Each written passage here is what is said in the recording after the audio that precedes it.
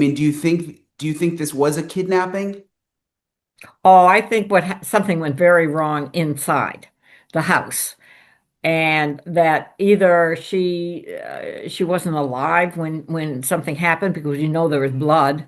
Investigators recovered two separate DNA profiles connected to the disappearance of Nancy Guthrie, an 84-year-old woman who was taken from her home in the Catalina Foothills neighborhood outside Tucson, Arizona, in the early morning hours of February 1st. Two profiles, two unknown males.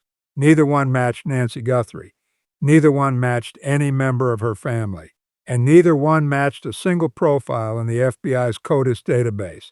That is the national registry that stores the DNA of roughly 19 million people who have been convicted of qualifying criminal offenses in the United States. 19 million profiles, and not one of them matched the biology left behind at the scene of this crime. One profile came from biological evidence recovered inside the house. The other came from a glove found approximately 2 miles away. Two people, two separate locations, one crime. Before we go any further, pay attention to this. Most people following this case never make it to the part that changes everything. The two DNA profiles investigators recovered don't just raise questions, they narrow the field in a way most coverage completely misses. In a few minutes, we're going to connect those DNA findings to specific people and details that could completely reshape how you see this case. So if you're the kind of person who wants the full picture, not just the headlines, make sure you're subscribed, drop your thoughts below, and share this with someone who follows this case.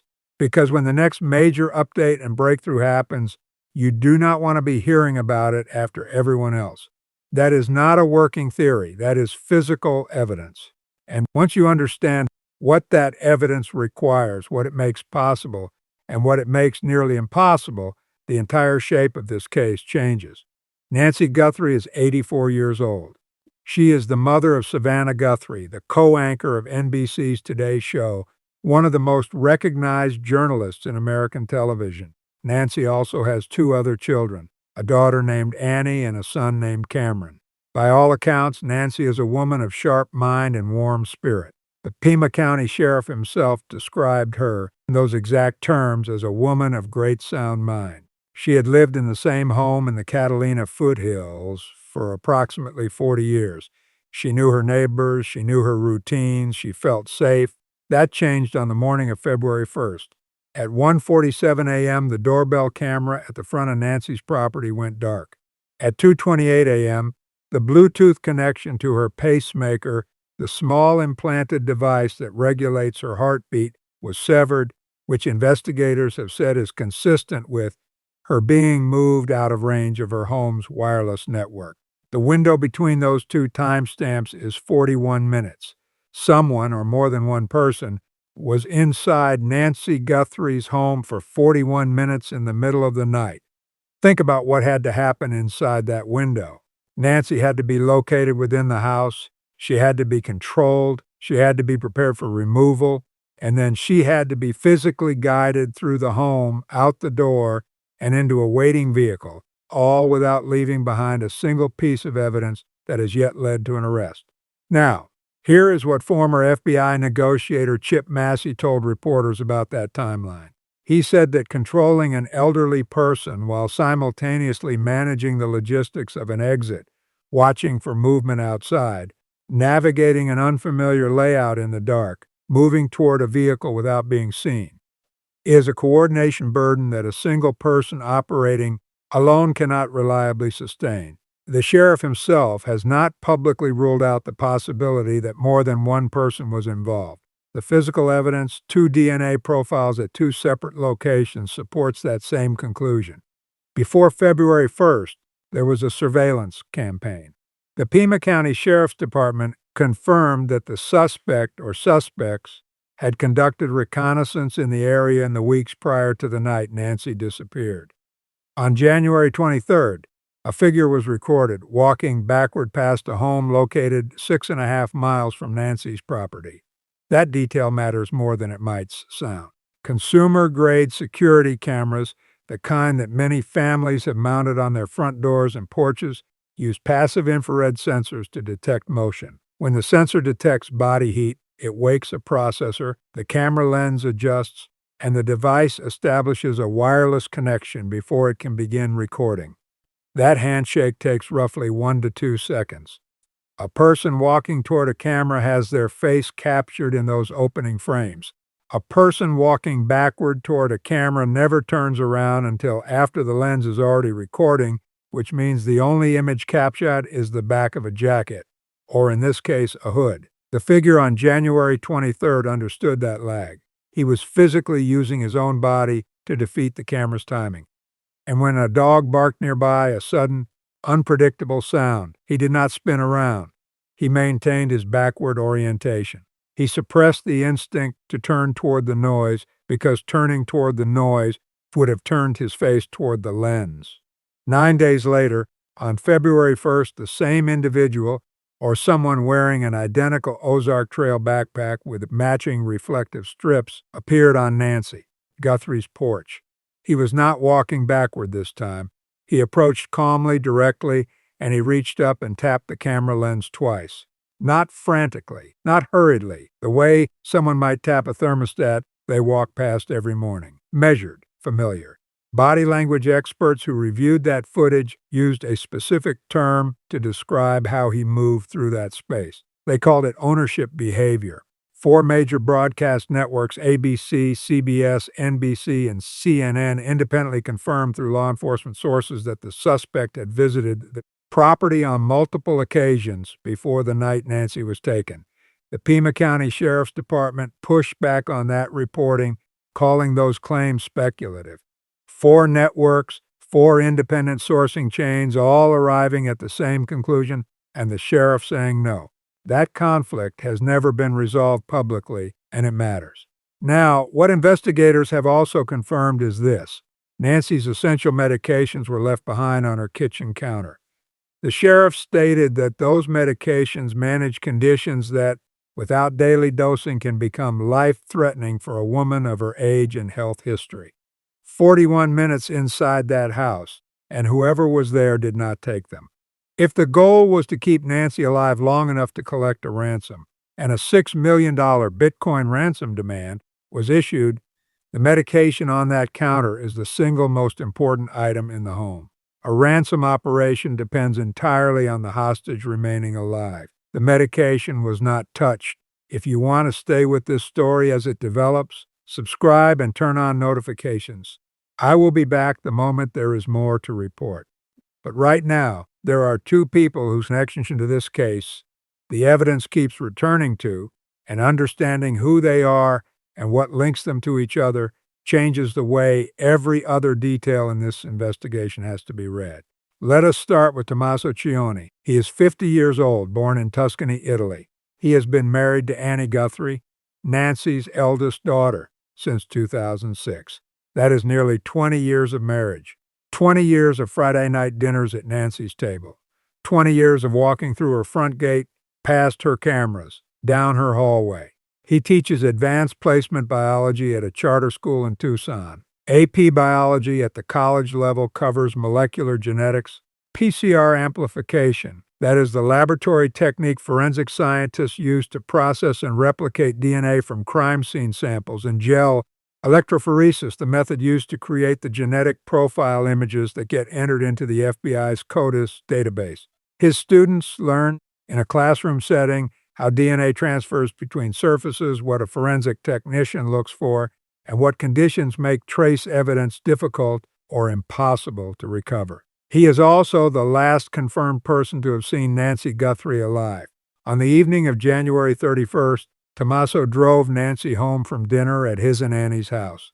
The Pima County Sheriff confirmed to the New York Times that Tommaso walked her to the door at approximately 9:50 p.m. He told investigators he confirmed she was safely inside, then drove home. The distance between Nancy's house and his own is approximately 4 miles. On empty desert roads at that hour, that is roughly a 10-minute drive. 3 hours and 57 minutes later, the camera went dark. No confirmed alibi for Tommaso during that window, from just before 10 in the evening to the moment the camera went offline, has been made public. No independently verified account of his whereabouts during those hours has been reported by any major news organization. He and Annie live in the same home, which means any alibi one of them provides, the other is in a position to confirm. Now, former News Nation anchor Ashley Banfield, a veteran journalist who has covered federal investigations for decades, reported that a law enforcement source with direct knowledge of the investigation told her that Tommaso Cioni could be the prime suspect in Nancy's disappearance. The Pima County Sheriff subsequently made a public statement clearing the family. But here is the detail that sits uneasily alongside that clearance. In the weeks following Nancy's disappearance, federal agents returned to Annie and Tommaso's home more than 5 separate times.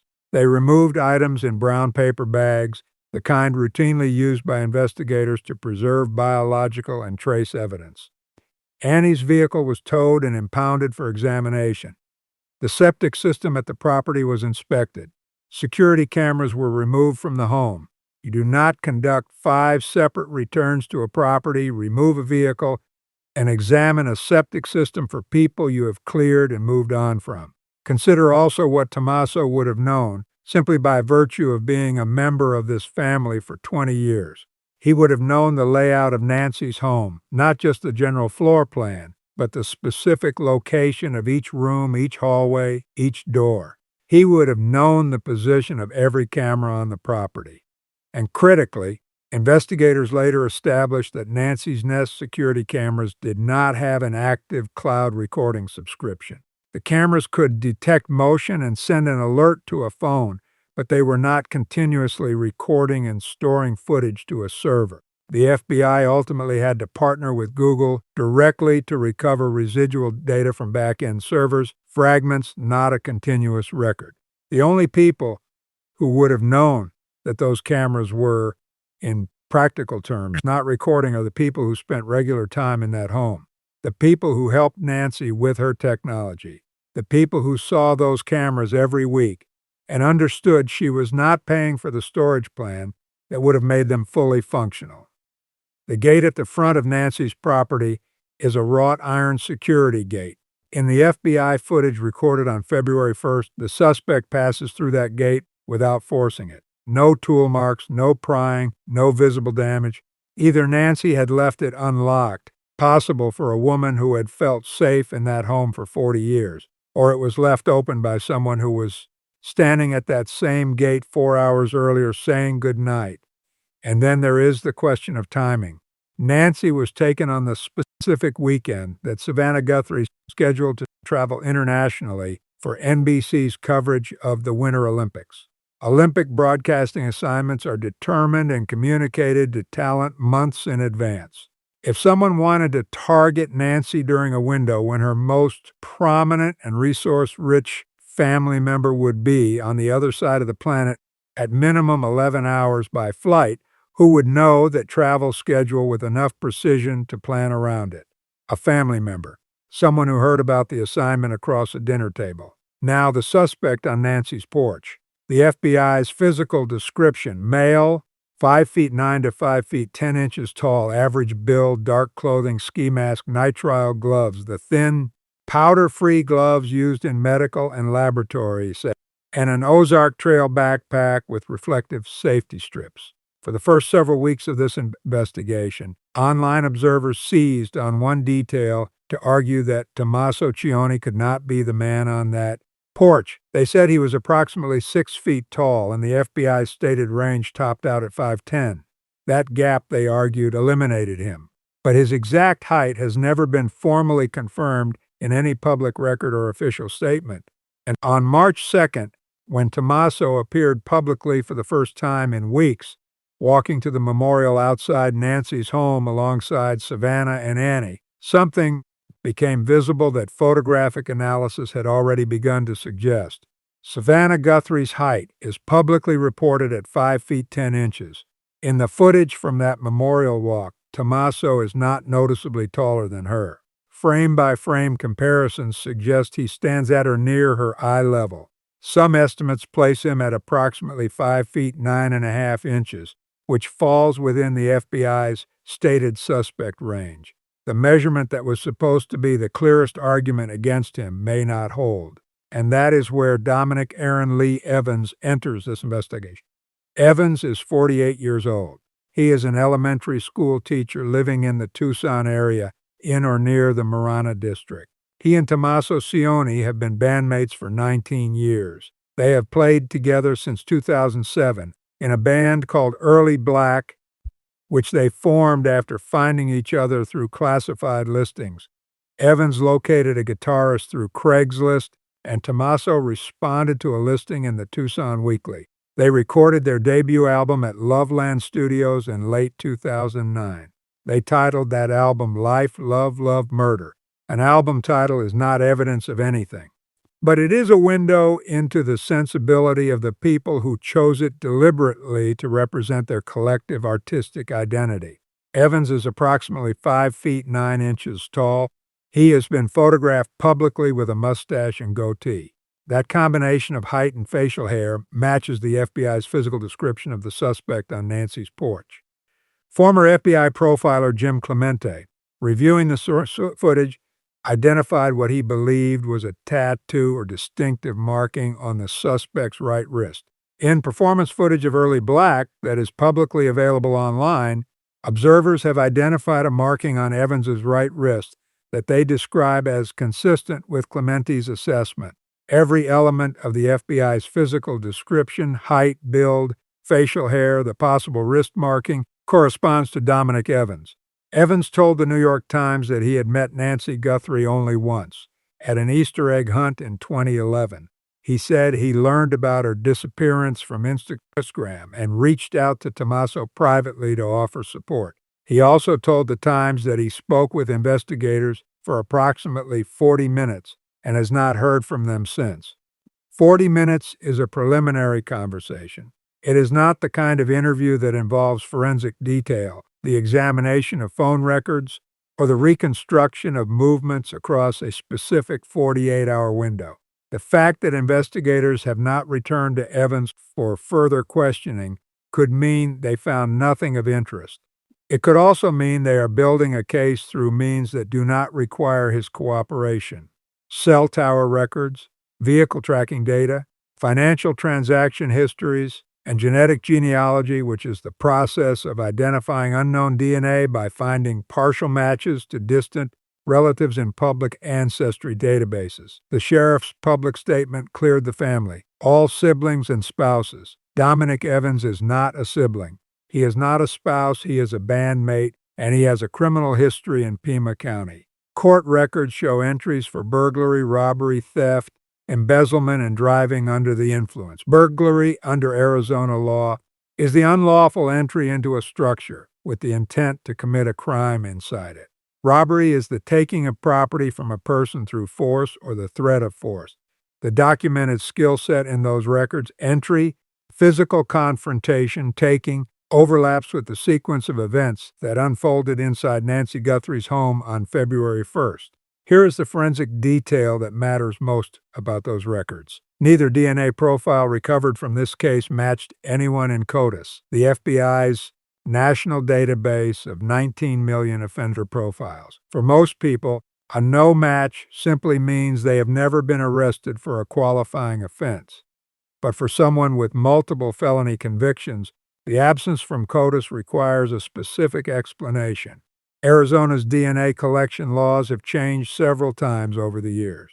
If Evans's convictions predated the mandatory collection protocols for his specific offense categories, or if his cases resolved through plea agreements that did not trigger DNA submission requirements under the law at the time, it is possible to have a documented criminal record in the Pima County court system while remaining entirely invisible to the federal database. A criminal history and no DNA on file. That combination is, forensically speaking, the equivalent of not existing.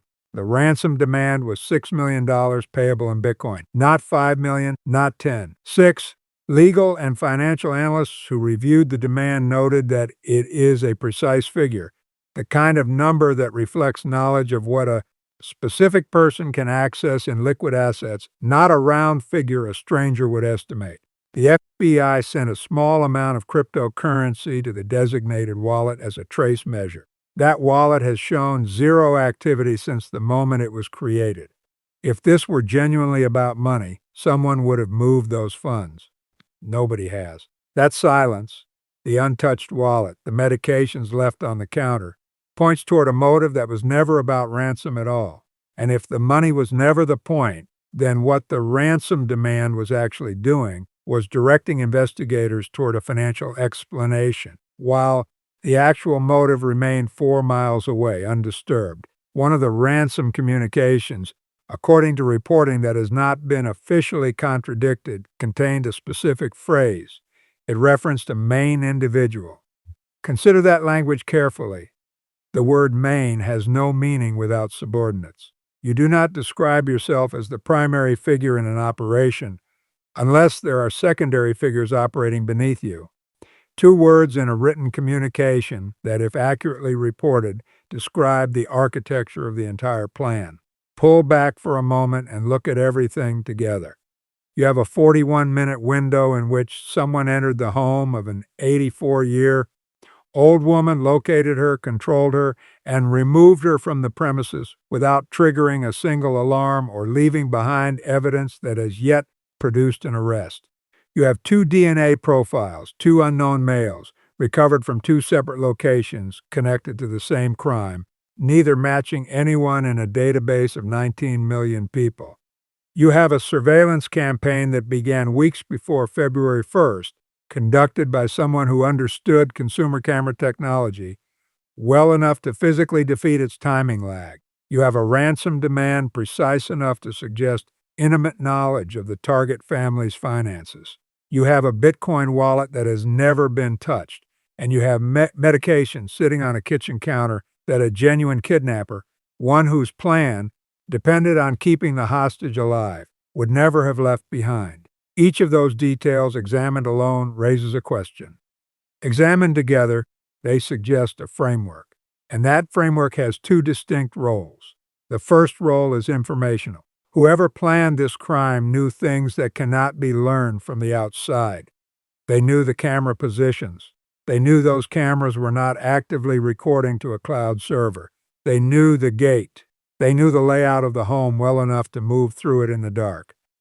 They knew Nancy's medical conditions. They knew Savannah Guthrie's international travel schedule, set months in advance for NBC's Olympic coverage. That volume of specific private knowledge does not come from surveillance alone. Some of it, perhaps most of it, comes from having been inside that home repeatedly across years as a trusted member of the household.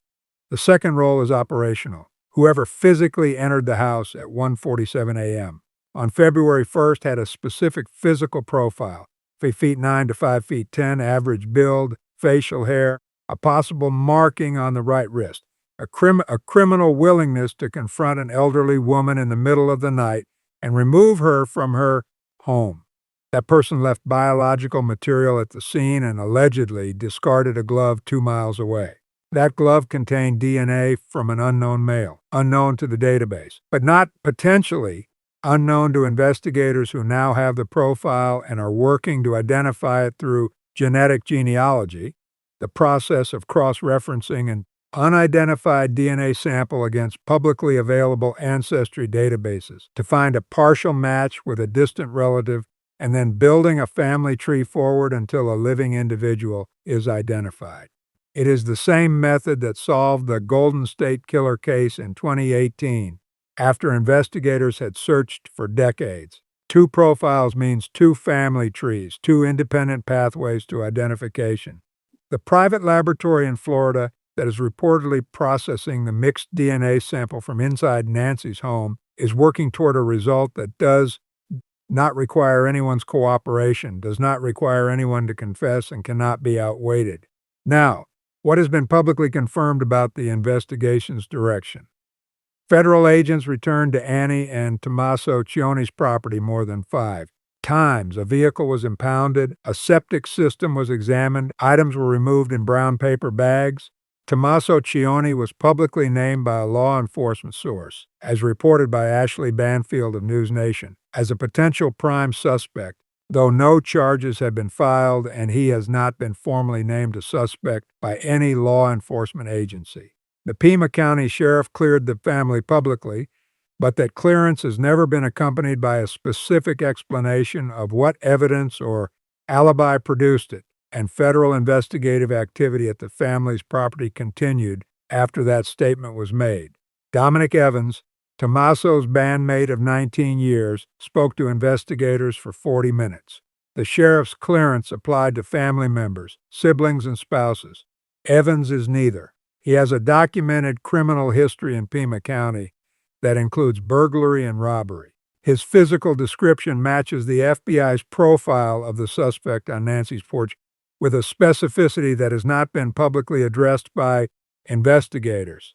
And his DNA, if his convictions predate Arizona's mandatory collection protocols for his specific offense categories, may not be in CODIS, which means the absence of a match in the database does not eliminate him. It simply means the database cannot answer the question, the private laboratory processing that DNA can. There is also the matter of a vehicle. A ring camera belonging to a couple named Elias and Danielle Strategakis, who live approximately 2.5 miles from Nancy's home on a residential back road called Camino Royale, recorded 12 vehicles passing between midnight and 6 in the morning on February 1st. One of those vehicles appeared at 2:36 a.m. Nancy's pacemaker disconnected at 2:28 a.m. NBC correspondent Liz Kreutz drove the route from Nancy's house to that camera location. The drive took 6 minutes, which puts the vehicle's arrival at 2:34 a.m., 2 minutes before it appears on the footage. That 2-minute margin is consistent with a driver who paused at the end of Nancy's street, checked for other vehicles, removed a mask, and then pulled onto Camino Royale, heading away from the scene. Retired NIPI detective Pat Brosnan assessed the vehicle as a Kia Soul. The Pima County Sheriff confirmed to NBC News that the timing of that vehicle's appearance matches the abduction window and that it is part of the active investigation. The Strategakis home sits just outside the 2-mile canvas radius that investigators initially established.